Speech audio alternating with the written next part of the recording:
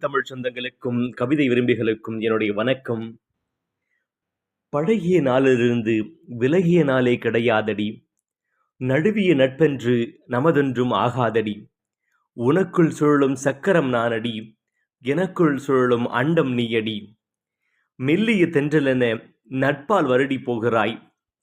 ஆறுதல் தரும் அன்னையாய், அன்பை பொழியும் முகிலாய் என்றும் நீ எனக்காக.